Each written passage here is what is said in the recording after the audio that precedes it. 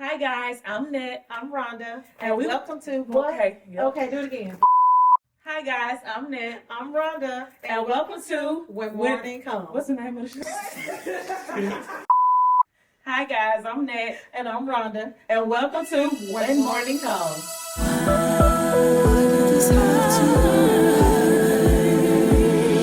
Scream, cry, yell, why did it have to happen?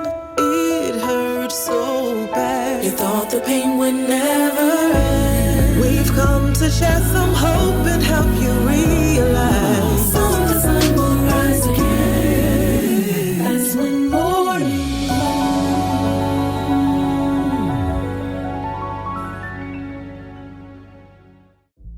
Good morning and welcome to When Morning Comes with Nette and Rhonda. So yeah, girl, you are goofy. We are here to do our pilot episode, our first episode, y'all. It's been a journey. Yes. It's been a journey, but we felt like this talk space was needed. Me and my sister and I, we decided to create a talk space for grievers and those that are assisting with helping grievers, such as friends, loved ones, family members. So we're here. We are here. We're doing this thing.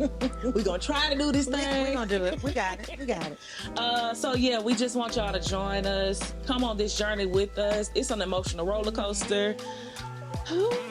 And so we are here.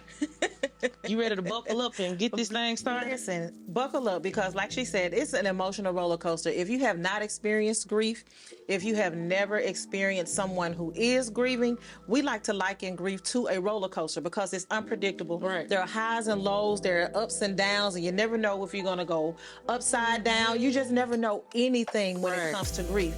So this space was created not just for the riders, the ones that are in the seat buckled up as a griever, but it's also created for those that are sitting beside the person that's grieving. So they're not the one buckled up as a griever, but they're riding along them on this journey, assisting them with grief. Yeah.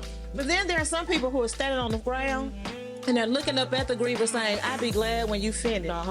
Going so we can stop hearing all this screaming. So we can stop hearing you cry. Hollering, crying. Yes. I'm ready to get off. And saying things that they should not say or doing things that they should not do. They're on the ground and they're waiting for the grieving to stop. This space is for everybody. Look, we didn't leave anybody out, okay? Nobody out. So we decided to do this as we navigated through our own grief so that not only will it be a support system to us, but there were so many other people that were around us that were also grieving, saying, "How are you guys doing this? What did you do to get, from point A to point C, D, E, F? Can you have a space for us to come and share with each other about grief?" And so this was our opportunity to do that. So welcome to When Morning Comes. It's been in the making for about 2 years. We knew we needed to talk about it, tell our story, invite people to tell their stories. We just didn't know how to do it exactly. So we came up with different thoughts. A book. Let's put it on a shirt. Let's start Let's a have Facebook. a scholarship fund. Everything. And so it never made sense. So here we are. And we didn't want to do a podcast because, as everybody knows, Rhonda isn't a social media person. I'm not. Contrary to popular belief, I don't like a camera. I don't like being in front of a camera. Sure. But we knew that this was a way to get our story out, to get you guys to share into our story. And like she said, for the grievers, for the non-grievers, for those just watching, you get a chance to finally step into and finally get to witness what we all have experienced. So we hope you enjoy it. Put on your seatbelts with us because this is going to be an emotional journey. It is. We're going to take our time with it. So we hope you stay along with us on the ride. So with that being said, as we get on this ride together, we want to give you guys a little information about what we're going to be doing. So I'm going to give you some morning news. Is that all right? I'm sure it is. That's all right. Okay. So a couple of things. As far as our morning news, we want to first thank our sponsor, Jonathan Winston of Connecting the Dots Therapy LLC. Yes, John. Jonathan Winston, or you may know him as John, but if you don't, please get to know him, okay? Yes. Jonathan Winston is an amazing social worker, counselor, therapist, educator, someone who is a gatekeeper for the counseling profession. He's a man of God. He's a minister. All of the above. He wears a lot of hats. Yeah. But one thing that he is very passionate about is mental health and making sure that everybody has access to great mental health. And so for our pilot episode, Jonathan Winston of Connecting the Dots Therapy sponsored this episode, and we want to just give him a shout out to tell him you are amazing, you're great. And listen, if you are looking for a therapist, if you are looking for someone to speak with about any of the things that you're experiencing, he is someone that we would endorse to say, give him a call. Yeah. And in order to get in contact with him, his number is 769-201-1313. That's 769-201-1313. And that number should be on the screen. So listen, reach out to him if you are in need of some mental health services. Another part of our morning news, we want to let you know that this space is for, like we said, the riders of this grief roller coaster. So there are going to be opportunities where you can leave comments and, have conversations with us. Be respectful. Please. All right. Please be respectful. I don't want to, we're not going to let you come out the box. fight in the comments. No. You're not coming out the box. She's not going to do it. I'm not going to let her do it. We're going to be respectful, okay? And the reason I say that is because grief is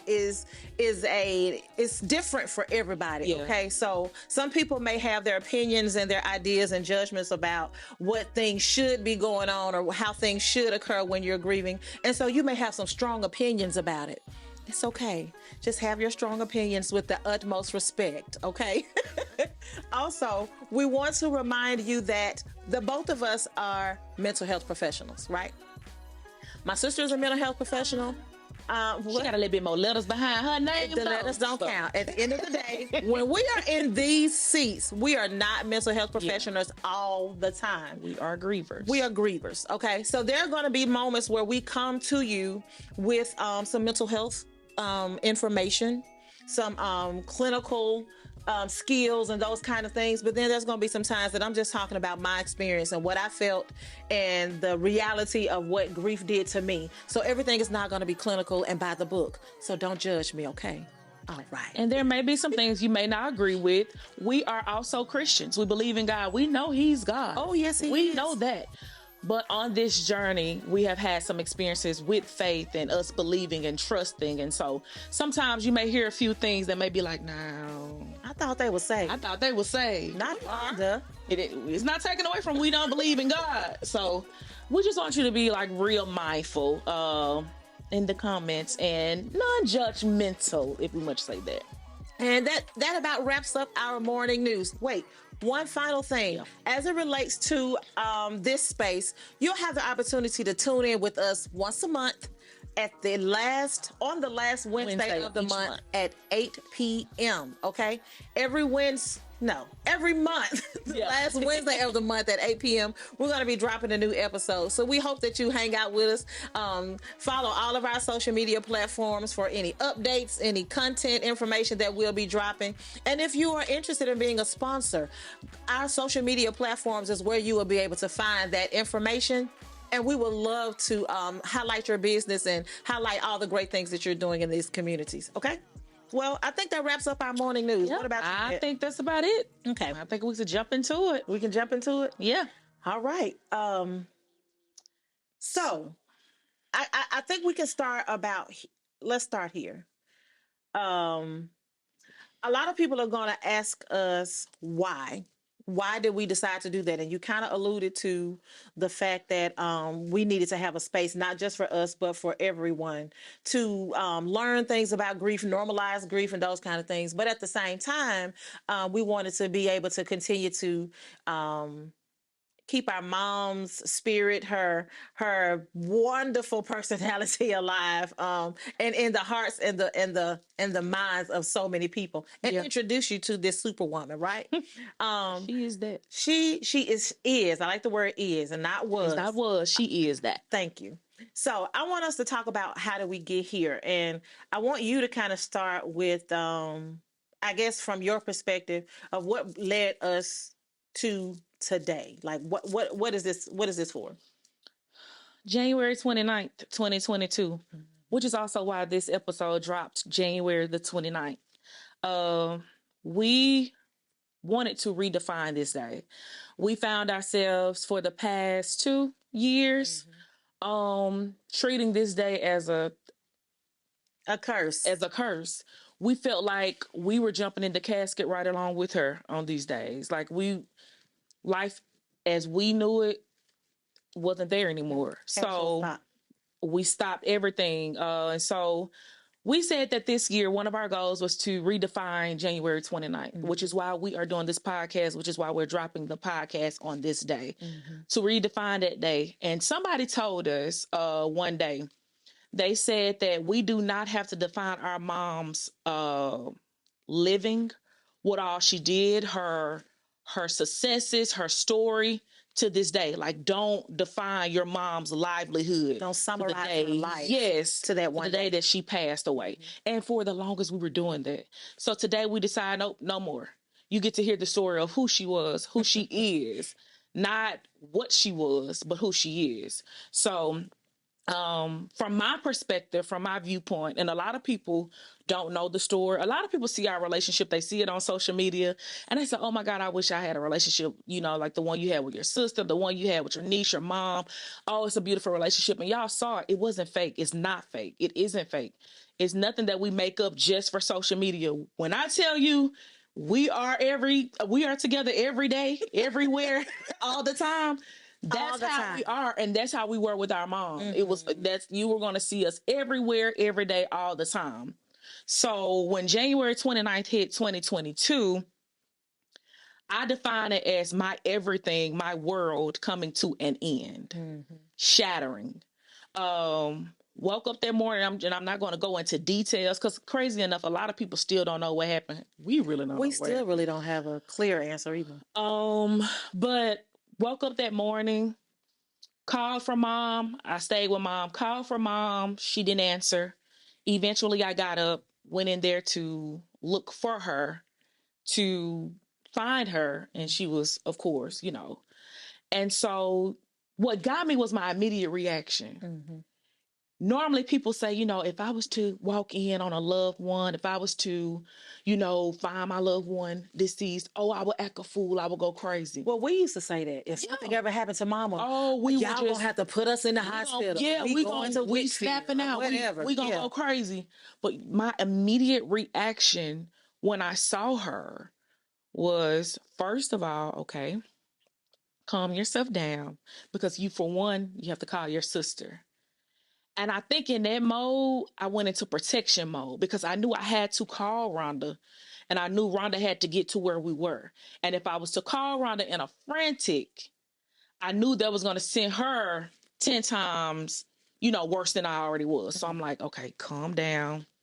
I looked at mom. I got the phone. I called Rhonda and I said, hey, first she didn't answer. I called her back. I said, Rhonda, don't do this today. She's known to look at the phone and not answer me. But I said, Rhonda, I finally got on the phone. I said, hey. And she said, hey, what's up? I'm actually headed over to the house right now because that was our Saturday ritual. We go and we shop on Saturdays. And so I said, yeah, but one thing about it, I can't wake mama up. Yeah, that's what she said. And she said, huh? Now, I'm already knowing what's going on. Mom is gone. But she said, I can't wake mom up. And she said, what you mean? I said, she just won't get up. And she was like, well, what do you mean? Like, did you go in there? Did you shake her? Did you put some water on her face? I said, yeah, I can't wake her up. And so Rhonda was like, okay, well, I'm on my way up. I'm about to put some clothes on. I'm headed over there. And I said, okay. And so I kept it calm for me to tell her the story. And so she said, well, call our aunt at the time that stayed around the corner. And she said, and call 911. I said, okay. So when I got off the phone, I called 911 and I told 911, I said, hey, yeah, so my mom's gone. And I think that was the first time it came to like hit me that like this was really real. And I said, she's gone and I need somebody there. And the lady said, you sure? Because you kind of calm. I said, yeah, I'm sure. She said, well, okay, what you want me to do? You want to go in there and try to see if you can do like CPR or something like that? And I said, no, you can send someone, but I know. And so she said, okay. And so she sent someone, and that went from there. And I think my immediate reaction didn't hit until I saw my sister, until she finally came into the house. And she stormed in, and she's going to tell you her viewpoint from when she finally arrived. But when she got there, like, I think it really hit me then, like, oh, this is real. Mm-hmm. This is real. And what was so crazy was, a lot of people ask, well, is your mama sick or this, that, and the third? You know how people ask you Was she, has what, she been what ill? was going on? And the crazy thing is, no, she was not. None of that was going on. So this was very unexpected. We actually was waking up to go shopping, like you said, and she was going to make some breakfast for us. So waking up to that, that was my worst nightmare. That was the worst day of my life. So after then, like I said, life as I knew it was no longer. I lost myself. I no longer had an identity. I no longer had a personality. Who is Nette? Because a lot of people don't realize that a lot of decisions that we made were made based on mama. And you have to understand. So now it's like, what do I do? Mm-hmm. Where do I go? Mm-hmm. What will my days look like? Mm-hmm. How would I function? This is my best friend. This is the person I see all day. Talk to every day. This is not a relationship where I just pick up the phone and hey mama, okay, I'll call you in 2 weeks. No, this was the call person. You at 8. I'm gonna leave home and be at work at 8:15 and at 8:30. I'm gonna call you and tell you something. I'm gonna call you and say, girl, guess what? This is the type of relationship that we had. And so now that's no longer. And it's like, what do I do? So I was questioning myself. Yeah, I just for 2 or 3 months I had to take off work because I no longer knew who I was. I go back to work. Are you serious? And do what? Talk to who? Be a mental health professional to who? Mm-hmm. And I don't even know who I am. How are you expecting me to help somebody else? Mm-hmm. So for months, like I literally sat in the house, did nothing, went nowhere. And we're talking about Nette, the social, like everybody, oh, Nette, I see her at Johnny T. She loved Johnny T's and she loved this and the third. Johnny T's what? Who? I didn't see it. I didn't go. I didn't want to go. I didn't care. Friends, singing, church, choir, Mississippi Mass, all of that. I didn't want to do it because that's no longer me. That's not my life anymore. Like, I don't even know who I am. So how do you expect me to stand in front of anybody, to talk, to be a light, to sing, to represent anything when I don't know who I am? Mm-hmm. So when I say, and that's just talking about losing myself and the grief with ourselves, we hadn't even dove into the other things that we lost, but just talking about ourselves. Wow. Yeah, so from my perspective, that's what January 29th was for me. And so I know you had a different perspective. And like a lot of people say, oh, when Nette, Lord, we just know you went through it because, you know, you found your mom. You live with your mom. Mm-hmm. So we just know you going through it, and they forget about Rhonda. You imagine getting the call. Well, and that's what I was going to say. From your perspective, you're saying you jumped into immediate protective mode. Well, on January 29th, contrary to a lot of beliefs, well, not necessarily contrary to a lot of beliefs, but a lot of people don't realize that January 29th is also my husband's birthday. And so when you called, he was standing at the edge of the bed and opening up his birthday gift. So I'm in the process of explaining like the idea behind the gift and where it came from. And I saw you calling, and in my mind, I'm thinking, I'm getting ready to put my clothes on and head to mama's house. So I'll see them in a few seconds. So I called Nette back. So I didn't answer. So we're still talking about his birthday gift. And the next thing I saw was you calling back to back. Well, you don't call me back to back like that. Now, mama will do that. She'll hang up, and then if I don't answer, she'll call right back in 32 seconds. And don't want nothing. And don't want anything. Did you see Law and Order SVU last night? Girl, you could have called me and asked me that. But you don't call back to back. No. So when I saw you call again, I'm like, What's going on? So when I picked up the phone and I hear the tone of your voice, I'm saying something's not right. And you're saying, I can't get mom to wake up. So my mind, I'm a fixer. I'm a um I'm someone who I try to just make sure everybody's okay. You know what I'm saying? So when you're saying I can't get mom to wake up, and I'm saying, why can't you? Yeah. Look, hey, try this. Let's do this. Let's do this. Have you done this? Did you try this?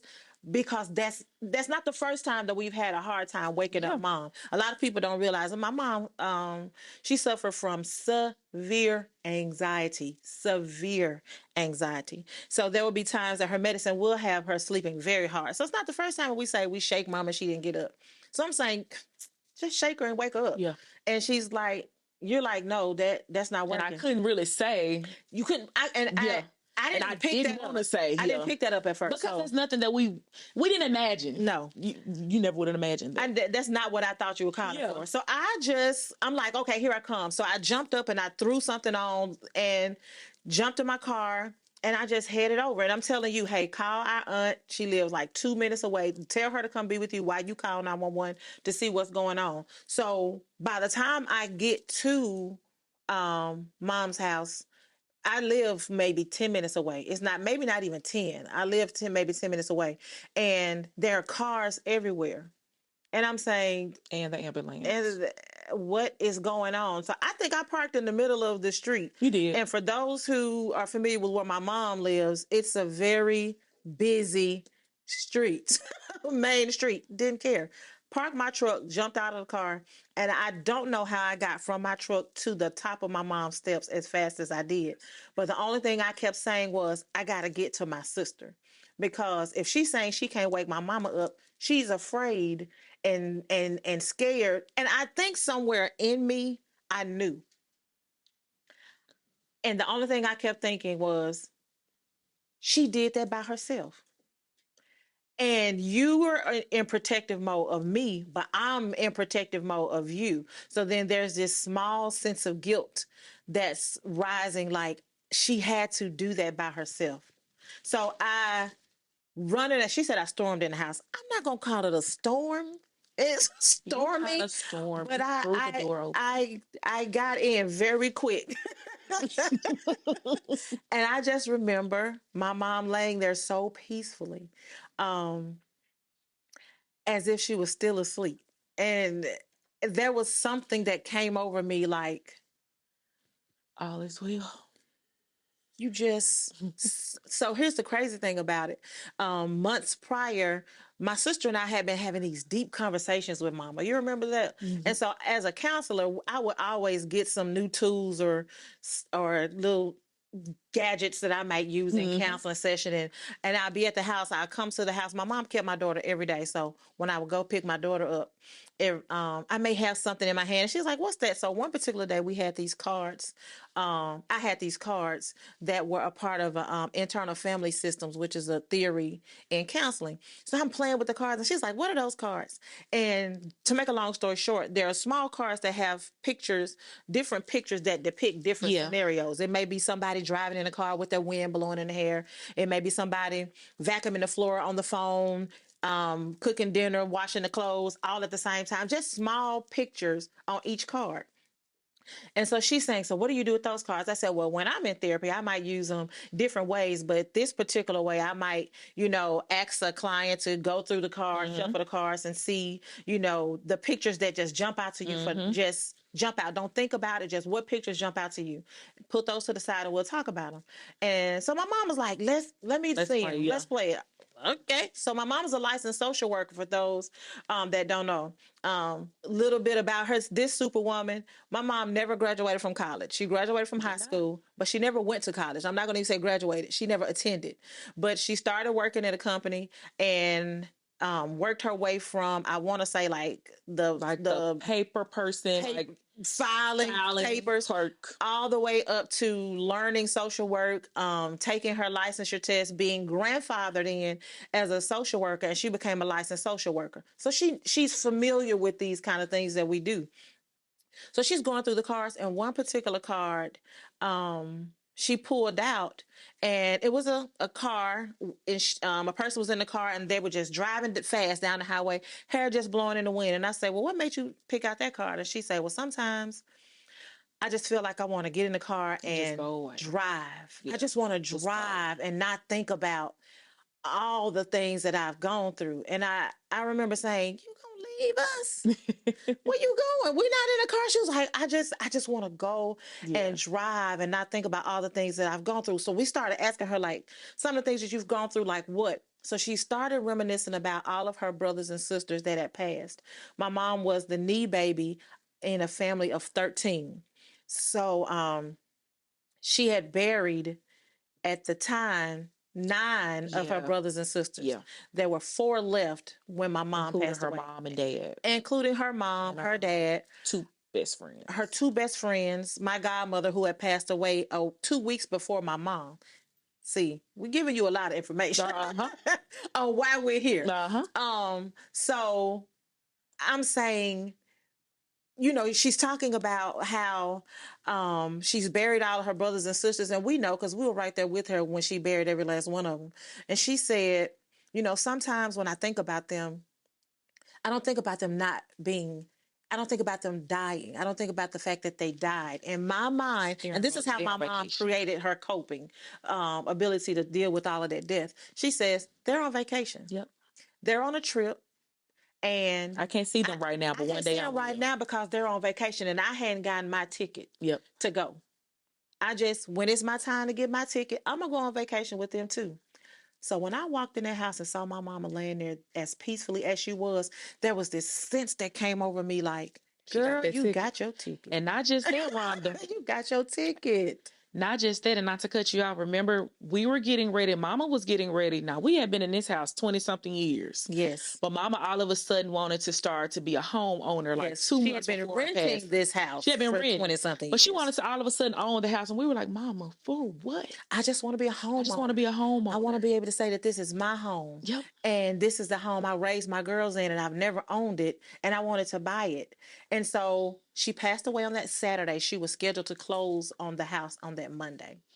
And so I'm looking at her like, you thought you was buying this house. You done got you a homeowner, baby. Girl. You got you a mansion. A home that would be better than the one you were trying to buy. You got you a home. So from my perspective, it wasn't as much as you were trying to protect me, but then at the same time, I'm trying to protect you. I felt guilty that I couldn't be there for you. And then something you said a few minutes ago made me think about how everybody was so worried about how Nette would respond because, like you said, you lived with Mom, you would have found her, you know, in the bed and everything. And they assumed because I'm a counselor, I am I'm married. I am, you know, teaching other people about singer, and you got it together. Oh Lord, have mercy! I just know how to handle it. You gonna be straight. He gonna give you the strength because you the strong one, and you gotta be strong for your sister. Yeah. So that's what people assumed. So nobody was calling and asking me, was I okay? Nobody was checking on Rhonda. If they called Rhonda, it was, so how's Nette? Mm-hmm. Is Nette all right? I know you good. Is Nette all right? And so a lot of times you were able to tell your perspective of the story a few times, and people were asking, how things going? I didn't get that opportunity because I think a lot of people assumed that I was okay. Yeah. And so dealing with grief and experiencing it as I did, it played out a lot of different ways. I remember for me, I didn't want to eat anything. I did not eat. But I could eat everything. I could not eat a thing. And I lost a lot of weight over the time. But you could not. But I could not eat. You could sleep. And I could sleep. I could not sleep. But you could not sleep. Like literally had to get in the bed with this. I told her husband, hey, I love you. Bless his heart. Can I please? Can I please? I cannot. And so for about 3 months, my husband had to get in the bed. Like, okay, just, your sister can sleep in here with you. I'm going to be over here because I know that you guys need, she needs that. And you guys need to support one another. Yeah. Because he knew just how much mama meant to us. Yeah. Because mama meant that much to him too. Yeah. I'm going to fast forward to January 29th, 2023. We had been grieving for a year. And like she said, we didn't sing. We stopped singing in the Mississippi Mass Choir. I stopped taking solo gigs. I stopped seeing clients. I stopped seeing clients. I contacted all my clients and told them that I was not going to be accepting any new clients. I did go to work. Because I needed to keep going. My sister needed to stop.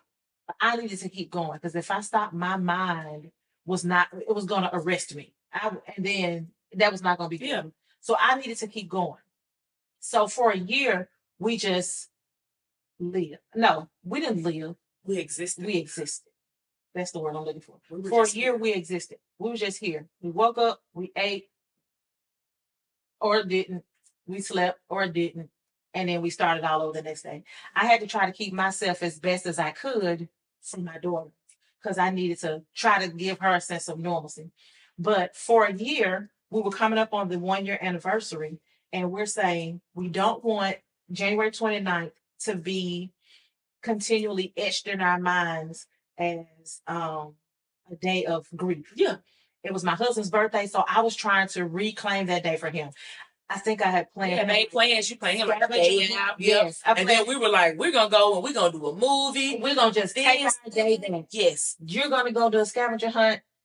We're going to try to take our day back because I don't want to do this. We're going to do something to remember mama in a positive way. At the time, my mother-in-law was in the hospital. And so before he started his day, we were going to go see his mom at the hospital. And we were going to go check her out. And then he was going to go on about, celebrating his birthday. While he was getting dressed, he got a call and said, you guys need to get to the hospital soon. And we're like, we're on our way. Yeah. We left, got to the hospital. By the time we got to the hospital, my mother-in-law had passed. So a year to the day that I lost my mom, we lost our mom the exact same day. My mother-in-law passed the same day, a year later. Yeah. So now we're starting this grief roller coaster all over again. And adding another person. So now my husband is on the seat with me. Yep. And he's not just riding along beside me because he's supporting us, but now he is actually in the main seat. Yeah. And we're trying to support each other. So you got all of us in main seats trying to A, B, and C in first class. Yeah. Trying to move on but can't. So imagine that being our life. 2 months after that, we lost our aunt. So it just kept going and going and going, and grief kept building and building and building. And we found ourselves losing who we are bit by bit, piece by piece. And we said at some point, we can't keep doing this because, as I mentioned earlier, my mom suffered from severe anxiety, and there were a lot of times that mama would let her anxiety debilitate her. Yeah. She didn't want to do much. She didn't want to go many places. If she could stay around my sister and I and my baby, that will be life for her. She's good. If she went out of town, it's because we took her out of town. So she let her anxiety cripple her to where she didn't do as much living as we would have liked for her to live. And we told ourselves we weren't going to keep doing it. We cannot let grief and depression and anxiety and those kind of things get us to a point to where it debilitates us as well. Yeah. If nothing else, we are going to live and live more abundantly. Yeah. Not just because God said we can and that he demands us to do it, but because we got to do it for mom. Exactly. And we got to live the life that she couldn't, or she can't right now. So we got to do it. We got to do it. That's our motivation to continue to keep living. So this is why we're here. This is our part of living. This podcast is us living and making meaning. Yeah. I tell people all the time when they've gone through something traumatic or such as grief, you got to make meaning out of it somehow. You got to find a piece of it that's going to stick with you to where it makes sense. I mean, I just believe that God wouldn't allow you to. And look, I said I wasn't going to get spiritual. Yeah, you're preaching. I said it. But sometimes I'm not preaching. I'm not preaching.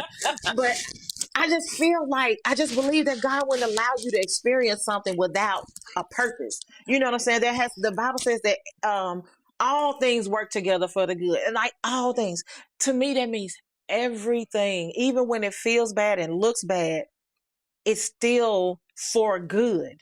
And so we have to find the good out of what we've experienced. And that was one thing that we did. Like when we finally allowed ourselves to actually go somewhere, the first place we decided to go was a store. It was like 6 or 7 months later. Oh, yeah. And so we went in the store and we was like, we don't want to run into nobody. We don't want to talk to nobody. We don't want to see nobody. We're just trying to get out for the first time. So we went in the store and for one, we saw a church member. Oh, and I said, so good no. See you. No, I gotta go. I'm going back to the car. But my point in that was that didn't mean any harm. But people hadn't saw us. We hadn't been to church. Like I got off social media. I dropped church. I dropped everything. Folks is like, Lord, I don't know the message to girl. I don't know what to send a pigeon. Like I don't know where she at. I know she used to be at her mama's house. I don't know where she at now. And so my point was us going in the store. We was going to find like pictures and stuff to redecorate like my new, because I had to move, of course.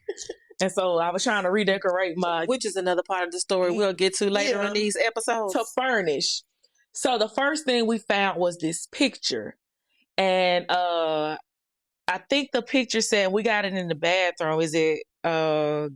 God is still good. Yeah, he's still good. Mm-hmm. Or still see God or something like that. And it spoke to us because it was like, even in all of this confusion, grief, sadness, loneliness, anxiety, whatever the case is, I got to find God somewhere or I'm going to completely lose it. Well, I think at some point we recognized that we didn't have to find him. He's always been there. Always been there. We couldn't see him. No. Because we were too clouded with hurt. All of that. And grief. But he was still there because had he not been there, I promise you, I would have lost it. Because we both, and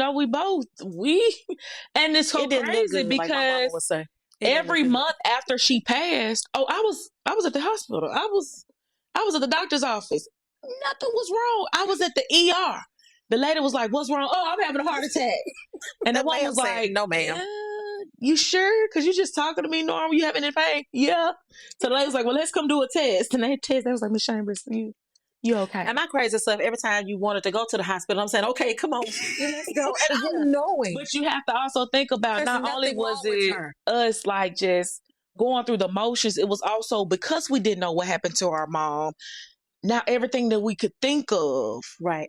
Like, was it this? Maybe it could have been this that caused her to. Well, it could happen to us, and so that's just the stuff that grief was doing to us, causing us to go deeper and deeper and deeper into this dark hole to where we no longer knew who we were anymore. And speaking of that, you said something about us going to the store and seeing a church member. A lot of people, when they didn't see us, I was the minister of music at the church that we went to at the time, had been the minister of music there for over 15 years, I believe. So after Mama, I did not go back. No. I could not. No. I could not. I mean, in my mind, I thought I'm going to take some time off from being minister of music. The music department is going to keep going. I'll be back. I could not keep going. I could not see myself standing up, leading worship. And I know I'm leading it to God and I know what my purpose is, but I could not see myself standing there and looking to the left, to the right of me. Yeah. And my mama is not standing there saying, "Sing, Rhonda, sing that." I didn't know how to do that. I didn't know how to do it. I didn't know how to go to a place that we had been since I was 8 and you were 1. Yeah. And keep going and she not be there. I didn't want to sing with the Mississippi Mass Choir anymore. I didn't want No shade. Nah. I love the Mass. Let me put this out here. We love y'all. I love the Mississippi Mass Choir. Okay, honey. I don't care what nobody says. We love y'all. The red, real, white, and blue. I did not want to sing anymore. To do that. I didn't want to sing. I didn't want to accept any invitations. Are you doing any more plays? I don't want to do anything. And it had nothing to do with the choir or what. Right. It was, for me, I don't want to speak for my sister. For me, I was mad at God. Okay. So why would I sing praises to you when I don't want to talk to you right now? I don't have nothing to say to you right now. Why I didn't have anything to say to him? Because my mama, devout Christians, go with the church, Sugar. snow, rain, whatever. At night when she couldn't see, the rose was turning into glass, as she was said. She was at church. And I'm knowing she's a praying woman. And I'm knowing she did everything she could to serve him. But you let her go. And you were angry, and I had too many questions. You had a lot of questions. And I told you guys I'm a fixer. I'm a why person. I have to know the why, about a lot of things. And I get talked about because I ask a lot of questions. But that's me. If I can understand it, I can regurgitate it. I can do it. I can make it happen. I can teach somebody else how to do it. Like if it settles in me, I know how to stand it. But we couldn't understand her past. I couldn't get it. We were like, we both work in the mental health field. How could we not see whatever was going on? Like, we were trying to put stuff together, piece stuff together. She just went to the doctor appointment last week and they said everything was well. What in the world did we miss? We are this close. How did we miss this happening and just coming up on us? So we were upset. Mm-hmm. We were upset. And like I said, for me, I was upset at God because I'm like, how could you? So with it, a lot of people will start calling. Yeah. Because they didn't see us at church. Because they didn't see us at church. I wasn't singing with the mass anymore. I wasn't directing the choir. I wasn't accepting any invitations. So people were asking, well, Rhonda, can you come sing at our pastor's anniversary? I'm not going to be able to do it. I don't So care when I tell them no the the first time. Having a birthday party, no. Please. So after the first time, can I do it? I'm like, no. I guess they're thinking, we're just going to give her a little bit more time. A couple of months later, well, Rhonda, can you now come sing at the church anniversary? I'm not going to be able to do it. Okay. So Rhonda, the Mississippi Mass Choir is getting ready to go out on tour. You're gonna be able to, I'm not gonna be able to sing God's on your side. And I was in the back saying, tell them no. Hey, no. I'm not gonna be able to sing God's on your side. Let me say this again. I love the Mississippi Mass Choir. Please don't ever get it twisted. I could not do it. And so people started forming their own opinions and ideas about what was going on with me. About us. And about what was going on with you. Oh, they don't go to church anymore. Oh, Lord, they don't turn their life over to... Oh, Lord, they just heathens. Oh, Lord, they don't believe in God no more. They said we were married. Oh, yeah, I did see another person. Somebody said... Oh, she done turned her life to a lesbianism. She now's a lesbian because then that girl, the tall girl with the blonde hair, that's her girlfriend now. That was my girlfriend. It was just so many stories. Because we took a pause because our mama passed. I mean, but it was so many stories. It was so many stories, and so a lot of people were still, and this is the point that I recognize. A lot of people were so used to us being who we were to them, for them. The singer, the counselor, the person I can depend on. I could call Rhonda in the middle of the night, and she's gonna answer and talk me through me breaking up with my boyfriend. I could do all of those things, and now that I can't call Rhonda and I can't call Nette for them to help me, I'm uncomfortable. And so let me pull back. And not only let me pull back, but now I need them to hurry up and get over this grieving thing. Because so now get back I need to themselves. them to, I'm getting bored, or I need a singer. It's time for you to get so-and-so. You should be over this because you should have better faith in God. You know, He do not want you to mourn as if you have no hope. And that is true. My reality was, I can't do it right now. I can't do it right now. And so because the people needed me to be who they wanted me to be for them, then we became pressured. Yep. Well, and so they started calling some of our other friends. Well, can you call Rhonda and just see if is she better now? Or can you see if Nette is back doing makeup? Is she back to? Does she want to throw an event? Throwing a brunch. Nette can't even get up and barely walks to the bathroom to wash her face because it's like rocks laying on my back because I can't move. I don't want to move. So it was difficult to say the least. Yeah. And I think a lot of people don't recognize that there are so many little pieces that come along to grief that it affects every aspect of your life. Yeah. When I say every aspect, I've talked about me being a counselor, and there are times where I would need to go to a conference to get continuing education hours, or those kind of things. Well, when Mama was here, Mama looked at that as a little vacation. As a vacation. When she was a social worker, we would go to those conferences together. Yeah. Because she needed to get those CE hours as well. But then when she stopped working and she started taking care of my daughter, then it's a vacation for the family. Okay, because Mama is our babysitter. And we can go, we got a conference in New Orleans. Well, I have a room because I'm at the conference. I'm going to have a room. Come on, Mama. Because we're going to Bourbon. We're going to New Orleans. Mama going to stay in that hotel because all she want to do is make sure it has a balcony so she can sit out on the balcony and watch the people, and y'all go on. Well, after that, I don't want to go to conferences anymore. And if I do, normally I would take my daughter because I love for her to travel and get those experiences. But now I don't have my mama to be with her as I go to my classes. So I don't go. I can't go on we can't go on vacations like we used to, because even we still go on vacations, but the experience is restricted because normally Mama would say, I'll be here with the baby. You and Nette go and do have whatever fun. y'all want to do. Yeah. I don't want to go shopping. I don't want to go sightseeing. Go. All of those things changed. Everything was different. And so a lot of people, I guess they talked about us for saying we lost our everything, because they will say, well, God is supposed to be your everything. Well, he is. He is that. I never take that away from him. He is. And our mama was everything too. Two things can be true at the same time. Two things can be true at the same time. I am grieving. I am sad.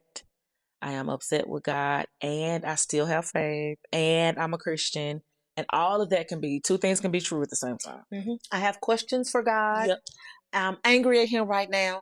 I don't want to talk to him, and I still love him and believe. Mm-hmm. And I think he's big enough to where when I say, okay, I can talk to you now, he's going to say, I'm ready to listen. Mm-hmm. And you ready to hear what I'm going to say? Because he going to have I got a few things to say. Yeah. So in a nutshell, I think that's why we came to this spot. And we said a lot. A lot. We said a lot. But it's a lot more that we still have yet to recap. And that's the thing, which is why, like, a lot of people, you have questions. Where did we go? Well, we're going to tell you. If you think we said a lot here, we still have a lot more to disclose and to tell you what we've been through in these past 2 years. And it's a lot.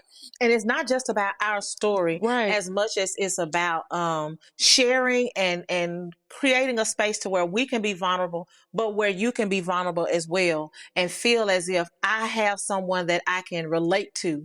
I thought I was the only one that was experiencing this. And that's another thing. As being mental health professionals, some of the same things that people have said to us while we were grieving, we probably said to somebody else when they were grieving. And we thought we were really doing something. We were on the money. We was really happy. Oh, we know we helped you out. We did not. No. They did not want to hear that, because when we were going through our experience, we didn't want to hear that. I'm going to tell you this one little piece. The day of my mama's passing, a man of God walked in the house and wanted to give me some scripture. And before I knew it, I said, listen. I know the word. Don't tell me something I know. Tell me something I don't know, which is why she's not here. Don't give me a scripture right now. Yeah. I know those scriptures. I know them.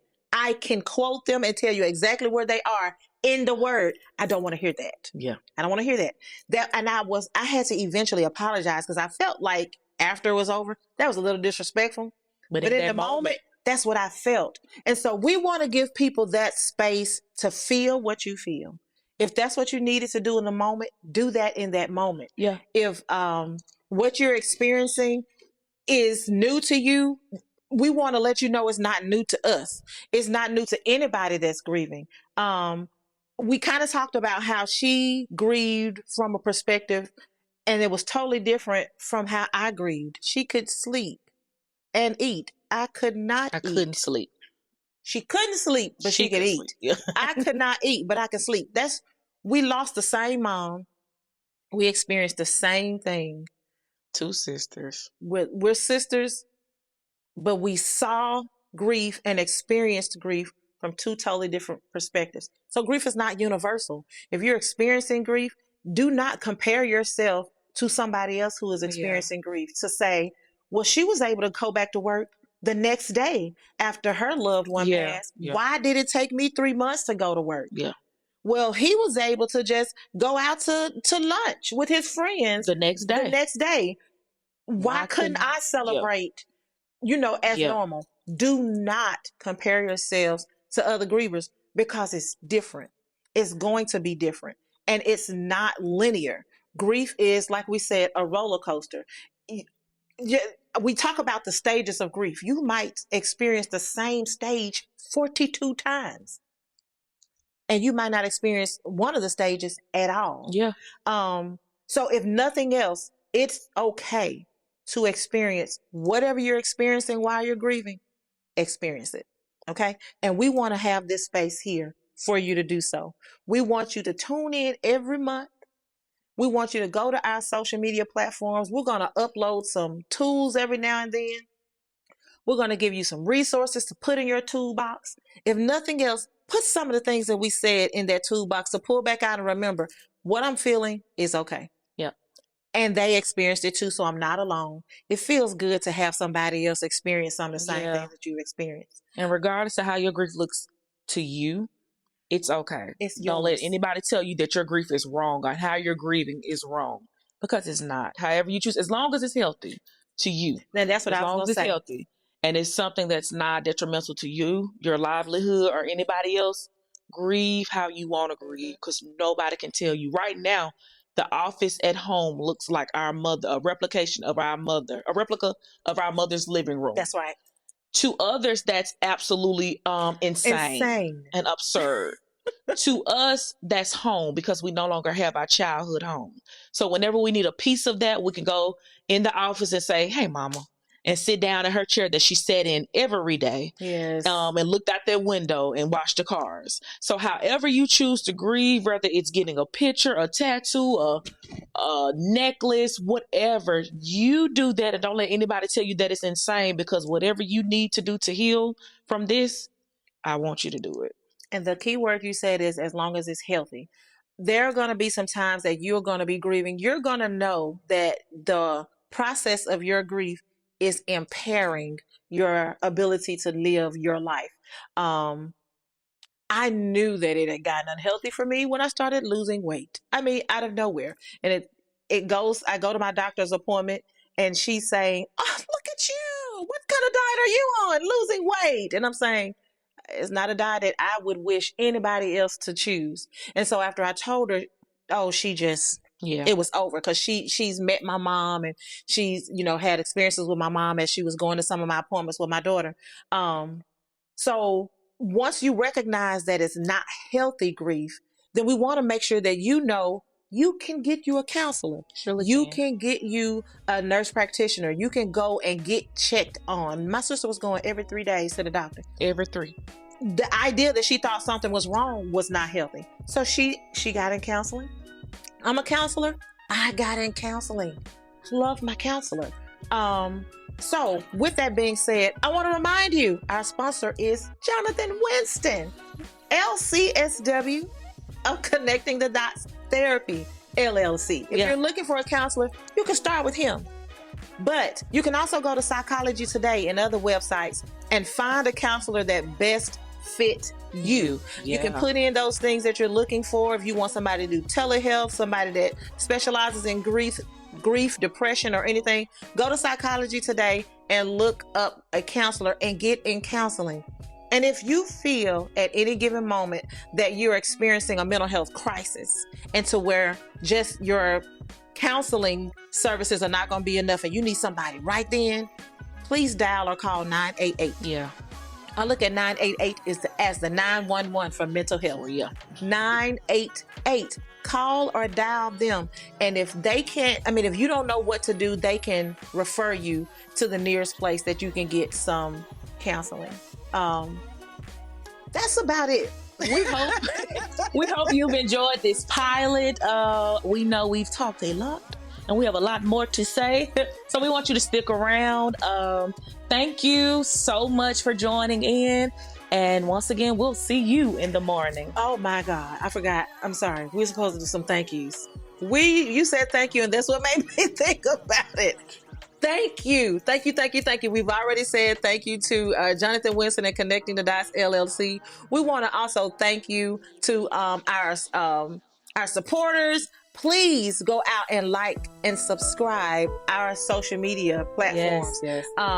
They are there for resources and all kinds of things. Go out and find those resources every month. At the end of the month, at the last Wednesday of the month, we're going to drop a new episode. 8 o'clock. 8 o'clock. Thank you. Now do that again. And once again, we hope you stick around, and we'll see you in the morning. See you in the morning.